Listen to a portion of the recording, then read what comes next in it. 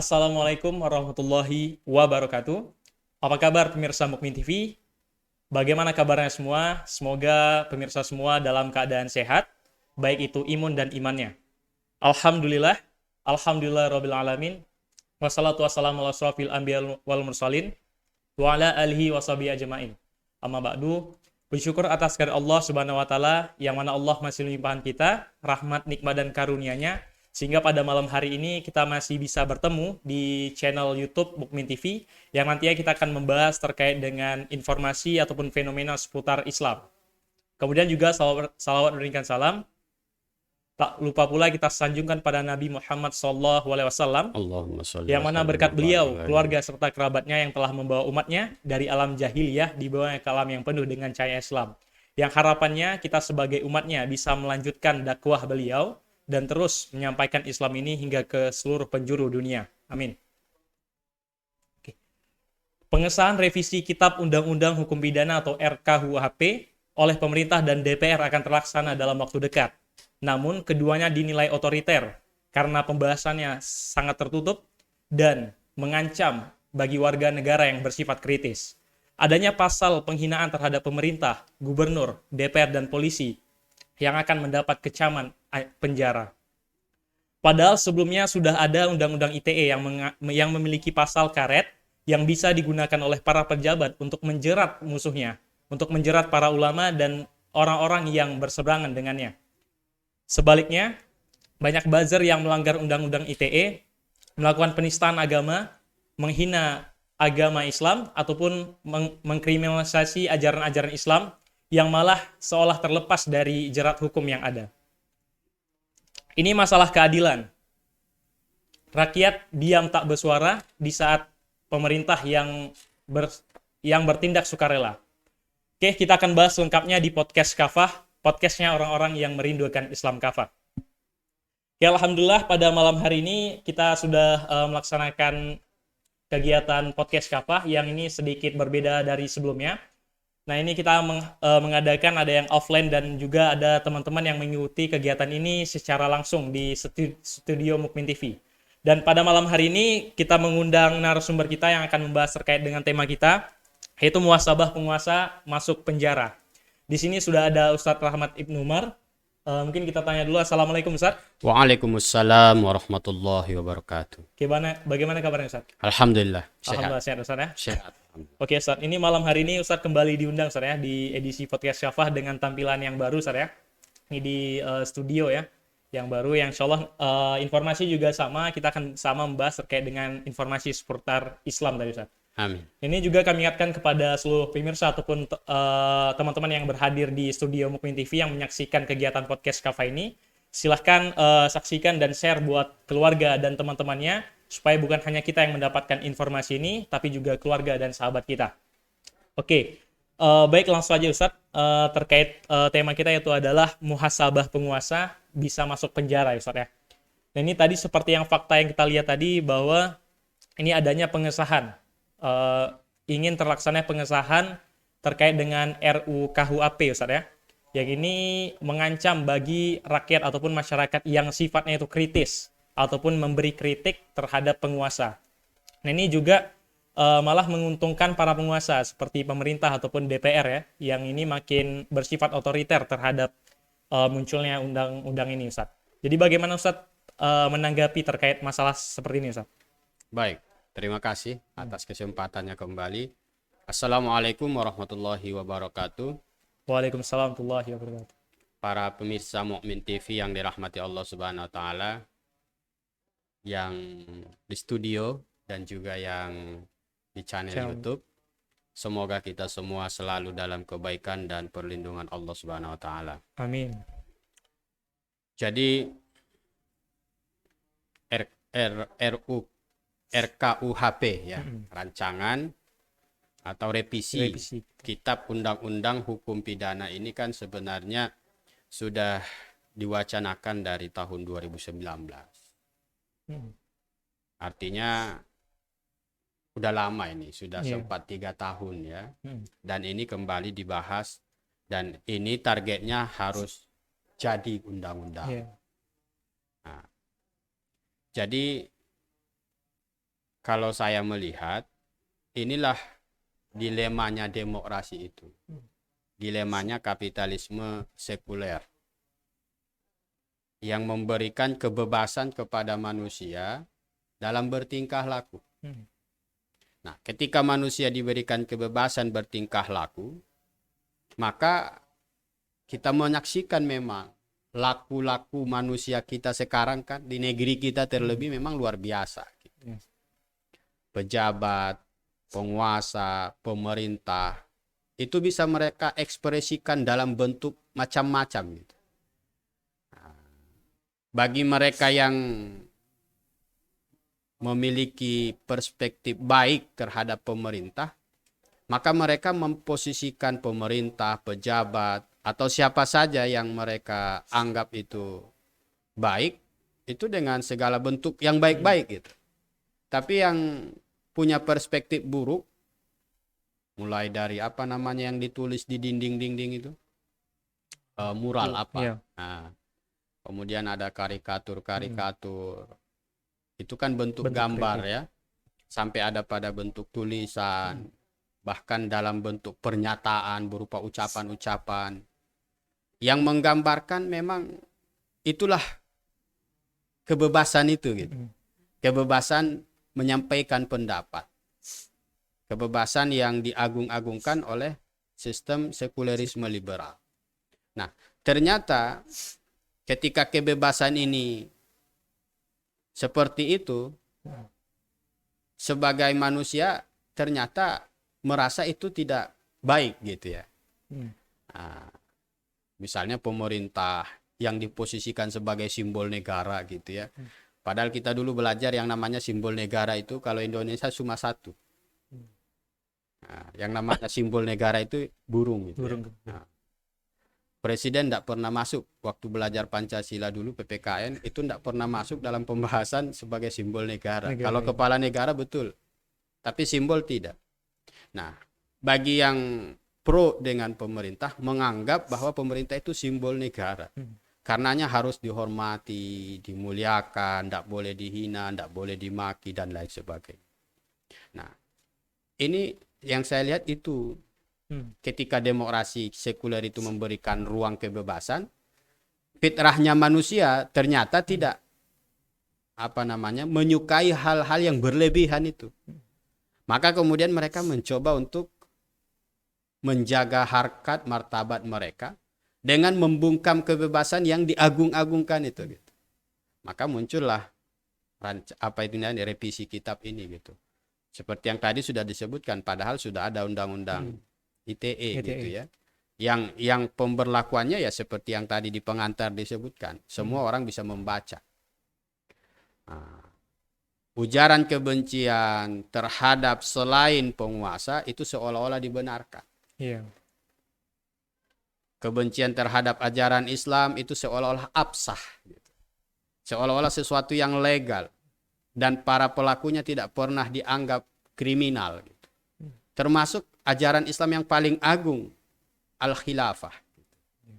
Yang oleh para ulama disebut Tajul Furud, mahkotanya kewajiban. Yang dengan adanya khilafah, syariat itu bisa dipraktekkan dalam menyelesaikan persoalan manusia. Sehingga manusia bisa merasakan kerahmatan dalam kehidupannya. Tapi dalam kondisi sekarang, Al-Khilafah ini diperspektifkan gitu.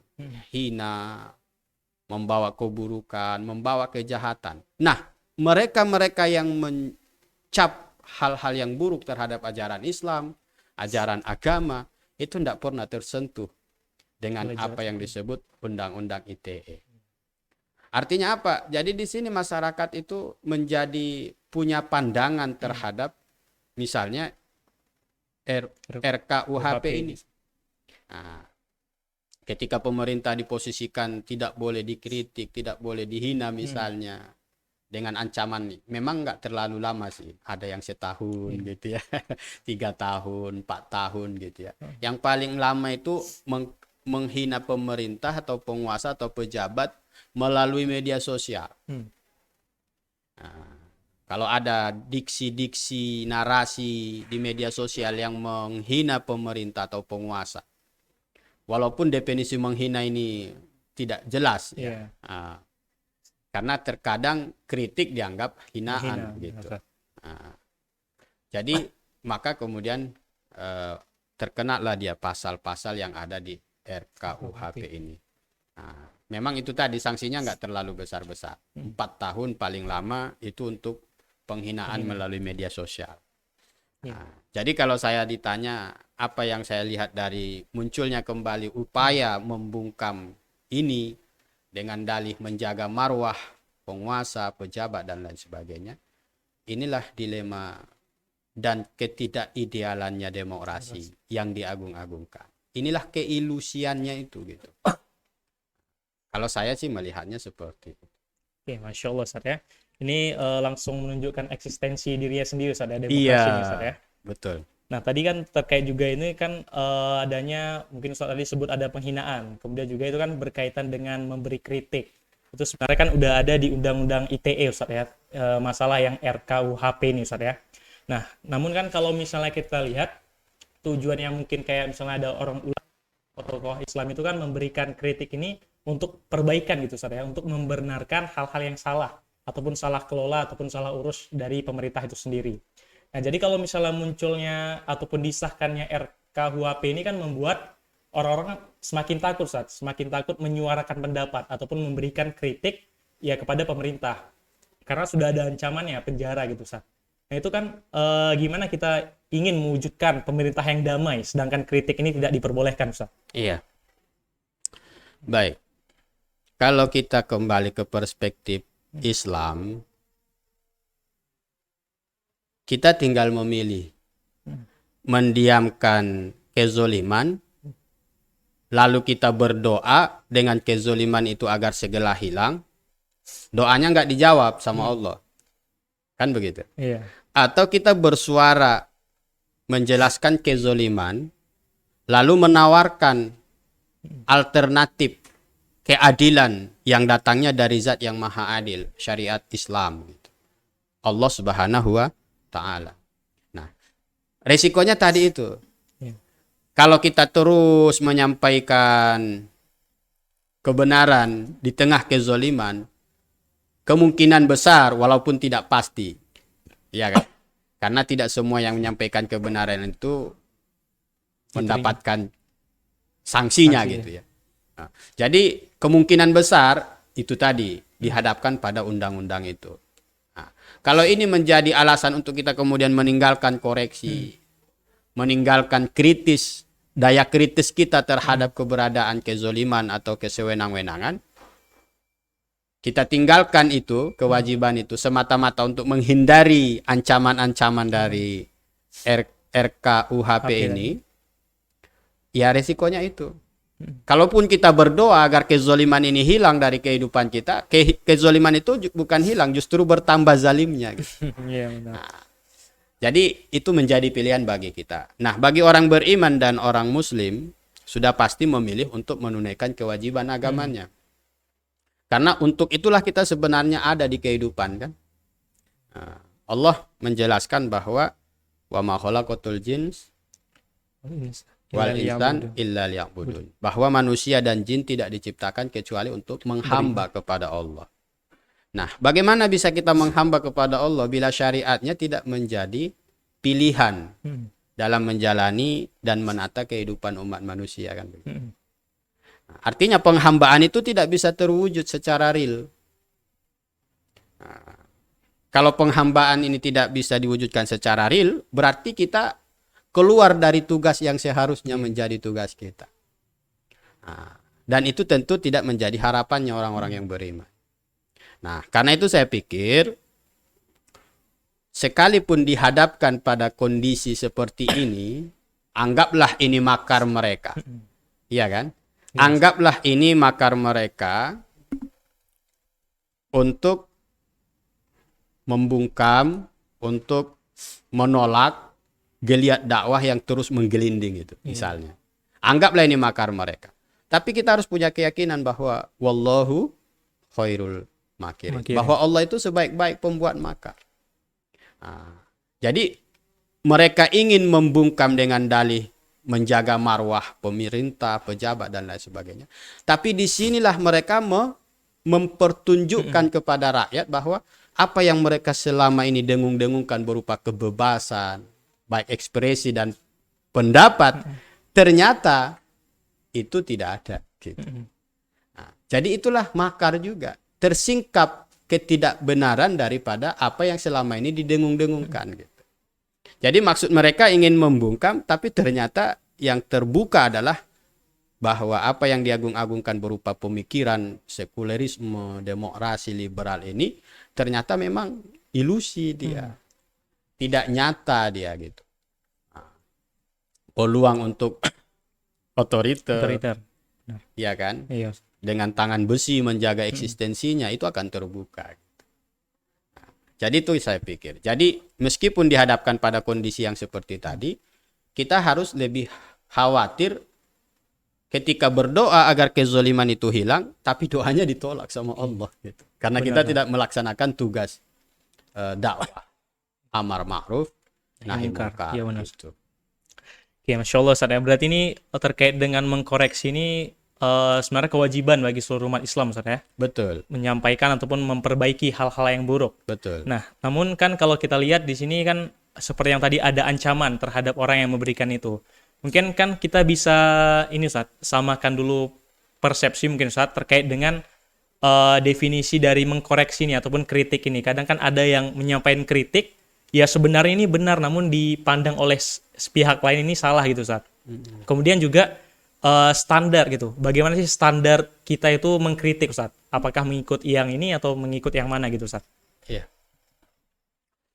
Jadi kalau kita bicara soal kritik, itu kan sama seperti mengkaji apa yang muncul, lalu melihat, menimbang realitas dari yang dimunculkan itu, kemudian mengambil kesimpulan terhadap realitas itu. Bahasa lainnya kan kritik itu adalah sebuah penelaahan terhadap sesuatu yang muncul di kehidupan manusia, lalu dilihat kesimpulan terhadap yang muncul ini. Dia ini sesuai Islam atau tidak sesuai Islam. Nah, ketika tidak sesuai dengan Islam, maka dijelaskan bahwa wahai saudara, wahai bapak-bapak, sebagai muslim, tidak benar kalau kita berbuat, beramal yang menyalahi ketentuan Islam gitu.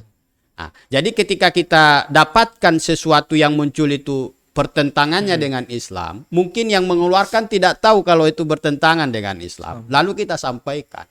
Nah, ketika itu kemudian dianggap sebagai sesuatu yang buruk, sebagai sesuatu yang menghina, sesuatu yang mencaci, mencela, lalu dia marah dan murka, maka Rasulullah Muhammad SAW memberikan garansi. Sayyidus Syuhada. Sebaik penghulunya syuhada itu paman beliau Hamzah. Lalu siapa yang berdiri di hadapan penguasa zolim lalu dia berkata, hai zolim, Anda telah zolim. Kemudian penguasa itu membunuhnya ataupun memenggalnya. Dalam hadis yang lain disebutkan oleh Nabi, afdolul jihad kalimatul haq inda sultanin jair. Sebaik-baik jihad itu adalah menyampaikan kalimat yang benar di hadapan penguasa yang jahat. Begitu. Jadi itulah koreksi. Muhasabah. Nah, jadi muhasabah dan koreksi itu tidak boleh ada unsur di dalamnya itu karena kita tidak suka atau karena kita suka. Berarti bukan ada unsur kepentingan Ustaz ya? Bukan. Jadi yang menjadi sandaran itu adalah Islam. Karena kita diperintahkan oleh Allah, Iqra bismi rabbikal ladzi khalaq. Kita tidak diperkenankan untuk membaca, mengambil kesimpulan di luar apa yang telah ditunjuki oleh agama, ditunjuki oleh Islam. Nah, walaupun memang realitasnya di kehidupan kita ini ada juga orang-orang yang melakukan kritik bahasanya, tapi nadanya itu menghina, mencaci gitu. Nah, ini contoh misalnya. Orang kayak gitu kok memimpin gitu. Nah, itu namanya memang menghina. Apa urusan badan bagus dengan badan tidak bagus? Sebenarnya itu tidak ada hubungan dengan kepemimpinan kan begitu. Karena Rasulullah juga pernah mengatakan bahwa sekiranya dipimpin oleh orang berkulit hitam rambutnya keriting itu, selama itu dalam kebaikan dan kebenaran harus diikuti. Kayak gitu. Jadi menghina itu tidak dibolehkan oleh Islam. Tapi pada hakikatnya saat seseorang pemimpin, saat seseorang penguasa menjalankan roda kekuasaannya tidak dengan syariah, maka pada hakikatnya dia telah menghinakan dirinya. Tak perlu dihina pun dia sudah terhina sebenarnya. Kayak gitu. Karena itu kita yang mengerti bahwa dia meninggalkan syariat itu sebuah kehinaan, harus kita sampaikan, harus kita ingatkan. Karena apa? Karena innamal mu'minuna ikhwah. Yang namanya orang beriman itu adalah bersaudara. Bagaimanapun mereka-mereka yang menjabat, apakah itu penguasa, pejabatnya, aparatnya. Kalau dihitung semuanya, rata-rata mereka itu saudara kita, masih muslim, masih beriman. Mereka masih sholat, mereka masih menganggap Allah itu Tuhan mereka. Tapi dalam kenyataan kehidupan, mereka jauh dari syariat, bisa jadi memang karena tidak paham. Gitu. Maka yang paham ini punya kewajiban untuk menyampaikan. Gitu. Nah, kadang-kadang orang yang nggak paham, emosinya besar, itu akan marah ketika ditunjuki kepada sebuah kebenaran. Nah, masalahnya bukan dia yang menyampaikan kebenaran, tapi mereka yang mau menerima informasi kebenaran tersebut. Jadi saya pikir memang harus dipisah mengkoreksi, mencaci, menghina begitu. Kalau muhasabah itu murni disyariatkan oleh agama, sebagaimana syariat juga melarang untuk menghina, mencaci penguasa. Apalagi sesama muslim. Dalam konteks individunya misalnya ya. Kayak diksi tadi tuh, alah orang kayak gitu jadi pemimpin. Ah itu enggak, Bu. Entah karena sukunya, entah karena postur badannya gitu. Entah karena apa?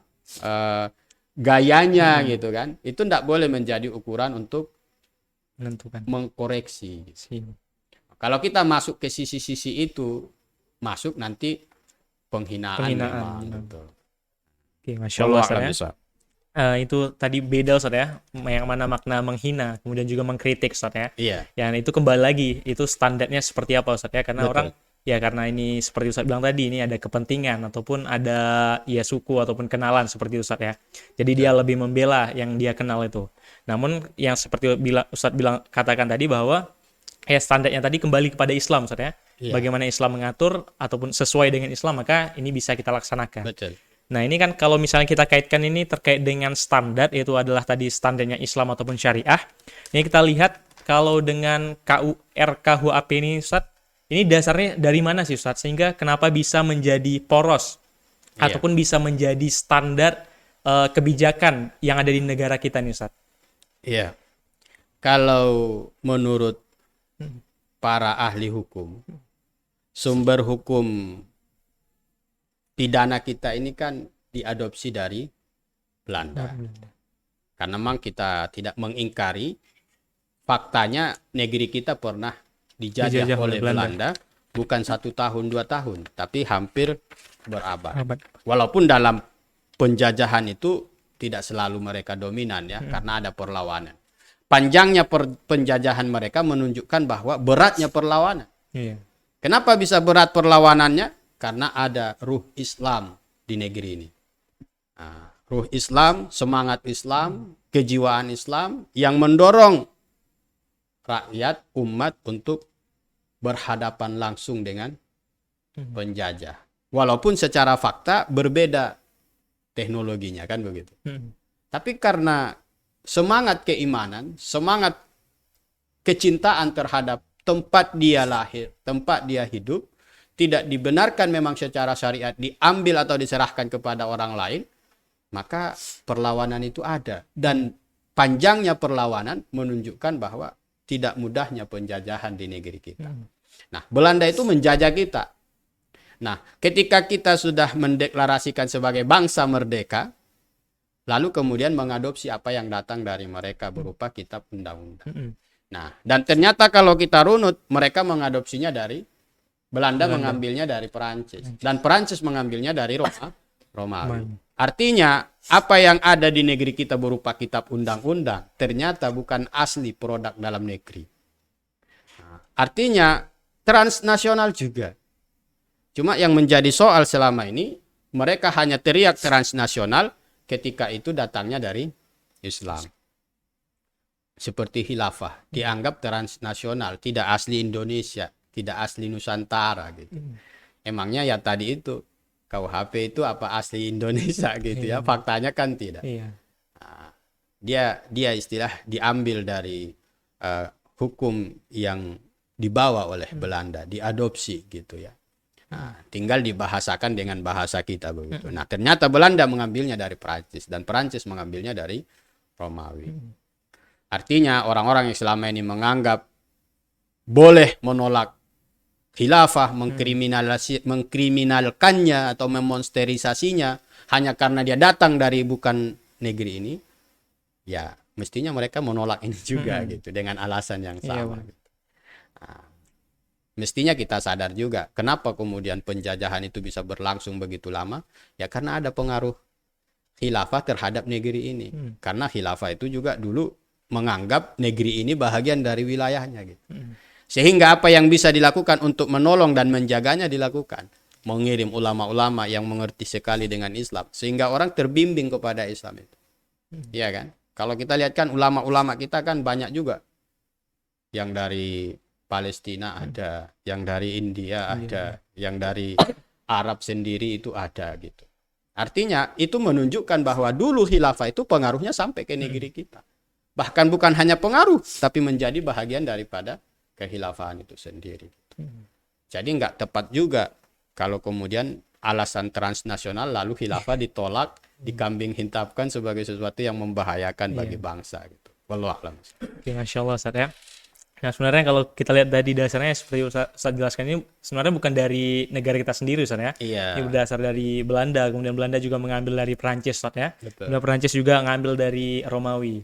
Nah kalau misalnya alasannya juga seperti yang khilafah yang ditolak, yaitu karena tadi transnasional Ustaz ya. Iya. Ya harusnya kasusnya juga sama Ustaz ya. Betul. Nah, namun kalau misalnya kita lihat yang mungkin negara kita, negara Indonesia yang mayoritasnya itu Islam sendiri, malah lebih dominan memilih yang dari Belanda tadi Ustaz ya. Yang padahal kita lihat agama itu berbeda dengan mayoritas yang ada di Indonesia Ustaz ya. Iya. Nah, kemudian juga Ustaz, ini kan kalau misalnya ada yang RKUHP tadi ini disahkan, yang tadi kan ancamannya seperti penjara bagi orang yang memberikan kritik gitu Ustaz ya. Nah ini kan sama saja seperti istilahnya menghalang-halangi bagi orang-orang yang tadi tujuannya kritik ini kan memperbaiki untuk memperbagus masalah yang ada gitu Ustaz ya. Ini kan bukannya sikap untuk menghalang-halangi amar ma'ruf nahi mungkar tadi Ustaz. Iya. Seperti tadi kita sudah sebutkan di awal bahwa bisa jadi dimaksudkan untuk itu. Iya kan? Bisa jadi dimaksudkan untuk itu. Walaupun dalam realitasnya memang banyak juga orang-orang dengan apa namanya? Dengan dalih mengkritik sesuka hati menyampaikan ungkapan-ungkapan terhadap pemerintahnya, terhadap pejabat-pejabatnya gitu. Baik dalam bentuk tulisan, kemudian gambar-gambar gitu. Nah, mengedit foto misalnya. Itu kan enggak boleh juga gitu. Foto pejabat ditambah kambing gitu kan enggak boleh. Nah, tambah ular lagi kepalanya 7 gitu kan enggak boleh juga. Walaupun perilakunya mencerminkan ular gitu. Ular yang ganas gitu. Yang siap mematok siapa saja yang menyalahi kehendaknya gitu. Jadi saya pikir begitulah mengenai RKUHP ini sebagai makar, ingat makar Allah itu lebih baik gitu. Tapi kita tidak berarti kemudian karena bebas menghina presiden, menghina pejabatnya itu jangan gitu. Konteksnya adalah muhasabah lil hukam. Kita nggak boleh juga dengan dalih muhasabah lil hukam, amar ma'ruf nahi mungkar, suka-suka hati juga bikin gambar presiden itu kan, gambar pejabat suka-suka, jangan. Tetap ada aturan Ustaz ya. Aturan. Karena Islam mengajarkan kita untuk ridho, marah, benci, cinta karena Allah, bukan karena maslahat, bukan karena mudarat gitu. Kita tidak amar ma'ruf nahi mungkar karena takut penjara. Jangan gitu. Nah, selama kita menyampaikan yang ma'ruf itu dengan ma'ruf, lalu kemudian datang fitnah itu, datang ancaman itu, datang bahaya itu, berarti kalau bahasanya Ustadz Hafiz Abdurrahman, bisa jadi itulah cara Allah untuk meninggikan makam kita gitu, makom kita itu, derajat kita itu gitu. Karena apa? Ketika kita menyampaikan kebenaran di hadapan penguasa yang zalim, yang jahat, lalu responnya seperti itu, kan sudah digaransi sama Rasulullah. Bisa masuk kategori Sayyidus Suhada, ataupun bisa masuk kategori Abdulul Jihad. Tinggal kita pilih. Iya kan? Iya benar. Tinggal kita pilih. Karena kalau ini enggak hukum yang pasti juga dia. Tidak semua orang yang mengoreksi penguasa itu langsung dipenjara gitu. Tetaplah menyampaikan kebenaran. Jangan takut dengan semua ancaman. Karena kita lebih takut sama ancamannya Rasulullah kan. Kalau kita meninggalkan amar ma'ruf nahi mungkar, kita tinggalkan koreksi terhadap penguasa yang zalim, maka kezaliman itu akan semakin merajalela. Ketika dia merajalela, lalu orang-orang baik itu berdoa, ya Allah angkatlah kezaliman ini. Sampai mandi air mata pun nggak akan dikabulkan doanya gitu. Bergetar-getar tangan sampai jatuh kopiah pun ya tetap saja gitu. Tapi kalau kita menyampaikan kebenaran di hadapan penguasa yang jahat, yang bisa jadi dia tidak tahu sebuah kebenaran, lalu kemudian kita berdoa kepada Allah, yakinlah akan diberikan kemenangan sama Allah SWT. Masya Allah. Nah, gitu. Oke, Masya Allah Ustaz ya. Itu sudah terjawab terkait dengan ini tadi bagaimana ya kita harus realisasikan terkait dengan ya amar ma'ruf nahi mungkar tadi Ustaz ya. Betul. Ini salah satu perbuatan yang harus kita lakukan. Ini kan kita lihat ada masalah yang kita sampaikan bagaimana yang benar Ustaz ya. Gitu. Seperti yang Ustaz sampaikan tadi juga ya mungkin ya pemerintah juga belum tahu informasi yang benar itu seperti mana gitu Ustaz ya. Padahal udah sering disuarakan Ustaz ya. Orang-orang yang mengkritik, orang-orang yang memberikan saran terhadap pemerintah ini sendiri. Oke, baik Ustaz. Mungkin ini Ustaz kalau upaya juga mungkin sama Ustaz ya. Mungkin kita laksanakan itu ya kritik, ya kita kritik kembali dengan landasan ataupun standar Islam tadi Ustaz ya. Betul. Oke, baik Ustaz. Ini mungkin terasa sudah sekitar setengah jam Ustaz ya terkait dengan pembahasan kita terkait dengan tema kita yaitu muhasabah penguasa masuk penjara. Intinya juga sama yaitu ya ini muhasabah ini perilaku yang baik Ustaz ya yang harus kita laksanakan, yang harus kita wajibkan terhadap pemerintahan ataupun terhadap suatu kesalahan Ustaz ya. Oke, baik mungkin ini Ustaz sebagai penutup ataupun closing statement pada malam hari ini mungkin silahkan Ustaz. Iya. Jadi para pemirsa Mukmin TV yang dirahmati Allah Subhanahu wa taala, terkait dengan dinamika kehidupan kita yang semakin tidak karuan gitu ya. Sebenarnya Allah Subhanahu wa taala telah mencoba mengajak kita berpikir melalui firman-Nya di surah Al-Maidah ayat 50. Di mana Allah Subhanahu wa taala mengatakan, A'udzubillahi minasyaitonirrajim, bismillahirrahmanirrahim. Afa hukmal jahiliyati yabghun. Apakah hukum jahiliyah yang mereka kehendaki? Jadi siapa mereka ya? Kita ini manusia sekarang. Wa man ahsanu minallahi hukman liqaumi yuqinun. Hukum siapakah yang lebih baik daripada hukum Allah bagi orang-orang yang yakin? Jadi kalau di dalam diri kita ada keyakinan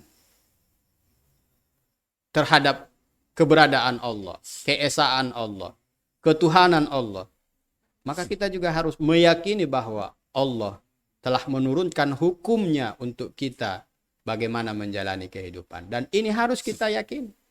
Tidak ada hukum yang diturunkan atau tidak ada hukum yang lebih baik daripada apa yang datangnya dari zat yang maha baik. Nah, jadi kalau kita mengkritik RKUHP ini misalnya, tapi kemudian tidak juga mau mengambil Islam, hanya memasukkan keringanan-keringanan menurut timbangan-timbangan kita terhadap undang-undang ini atau terhadap revisi ini, ya sama aja. Jadi pilihannya harus kembali mengambil Islam. Gitu. Pilihannya harus mengambil apa yang datangnya dari Islam, apa yang datangnya dari Allah. Karena Allah lah zat yang maha baik. Dan dicontohkan oleh Nabi kita, Rasulullah Muhammad SAW. Dan faktanya itu membawa kebaikan. Perjalanan sejarahnya panjang. Walaupun dalam perjalanan itu ada dinamika-dinamika. Itu menunjukkan bahwa manusia itu dalam ketaatan bukan malaikat dia. Karena kalau malaikat tidak ada salahnya. Kalau manusia itu ada peluang, ada ruang untuk dia salah. Nah, bahkan Allah mengatakan kalau ada manusia yang enggak bersalah, dibinasakan, diganti dengan makhluk lain yang mereka kemudian berbuat salah, lalu sadar, mohon ampun, bertobat. Nah, Allah mencintai yang demikian. Nah, kita ini sekarang menyadari bahwa telah lama kita tidak berhukum dengan hukumnya Allah. Kita sadar, kita taubat, kita ambil kembali hukum Allah. Allah menyukai kita. Allah mencintai kita gitu.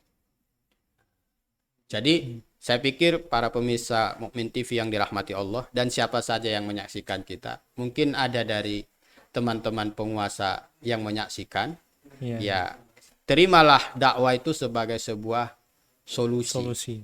Jangan dianggap sebagai sebuah ancaman, apalagi sebagai sesuatu yang membahayakan. Justru menolaknya lah sebagai sebuah bahaya. Dan ancaman. Bahaya bagi kita di dunia, ancaman bagi kita di dunia dan akhirat. Gitu. Wallahu a'lam bishawab. Begitu yang bisa saya sampaikan. Terima kasih atas kesempatan yang diberikan. Mohon maaf atas segala yang kurang. Wabillahi taufiq wal hidayah. Assalamualaikum warahmatullahi wabarakatuh. Waalaikumsalam warahmatullahi wabarakatuh. Masya Allah. Terima kasih Ustadz ya atas pencerahannya pada malam hari ini. Yang sudah memberikan pengetahuan, informasi terkait dengan tema kita pada malam hari ini, yaitu muhasabah penguasa masuk penjara. Nah, ini sudah dibahas secara jelas oleh Ustadz kita. Dan ini alhamdulillah juga tidak terasa ya. Waktu juga sudah berjalan cukup lama. Dan ini terkait dengan podcast Kafah kita ini, kita banyak bisa menyimpulkan terkait dengan pembahasan ataupun tema kita pada malam hari ini. Yang harusnya di mana kritik itu bukan ancaman bagi penguasa atau pemerintahan, namun itu adalah sebagai obat. Muhasabah adalah obat bagi negara yang salah kelola ataupun syarah arah yang kemudian dibetulkan oleh rakyat dengan kritiknya.